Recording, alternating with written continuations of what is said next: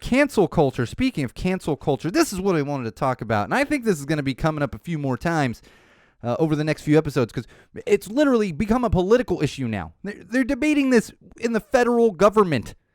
Cancel culture. I still don't understand the term cancel culture. I've said it. Like, it's not like someone's out there going, today I shall cancel you. Like, no, people are doing things to get themselves canceled. And it's not even canceled. It's not like you die. You're just not as popular anymore. The interesting thing about the whole cancel culture thing, like Gina Carano, it's just cancel culture, but now she's got his career over on that side. Like, so that's what also cracks me up, because it's like you have the right wing, the conservatives and everything that are like, it's cancel culture. And it's like, this damn liberal media. And then like the liberal media is like, we don't like blah, blah. And they're like, it's cancel culture. And it's like, but what do you want?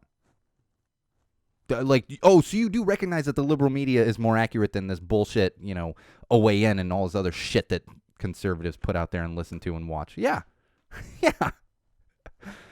But when it comes to cancel culture and finger pointing and everything else, I would like to point out the original kings of cancel culture in the 90s. And that would be Christians and the Catholic Church. I grew up Catholic.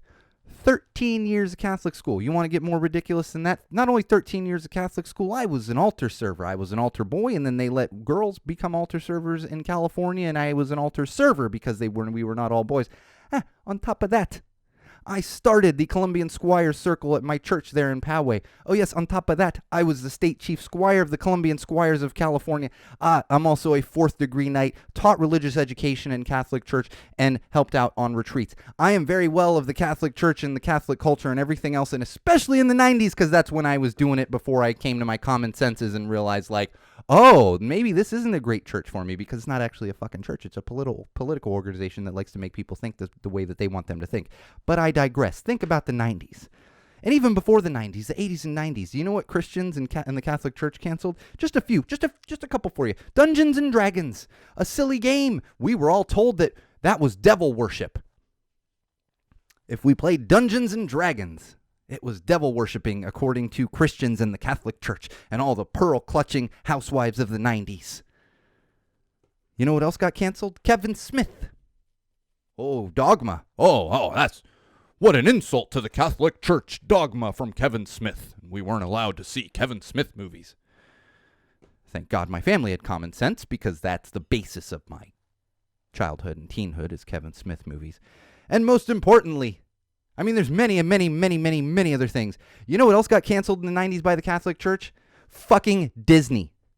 Disney got canceled by the Catholic Church in the 90s. In fact, when I was in 8th grade, every 8th grade class at my Catholic school every year would go on a trip to Disneyland. The year before, or my year, whatever it was, they canceled that because we were boycotting Disneyland and we weren't allowed to go to Disneyland.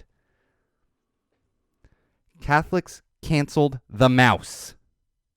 So I don't want to hear about it. I don't want to hear about it at all. The hypocrisy is astounding. And I witnessed it firsthand. Firsthand. You can't tell me those things didn't happen. And if you're curious about the Disney thing, look up a movie called Priest.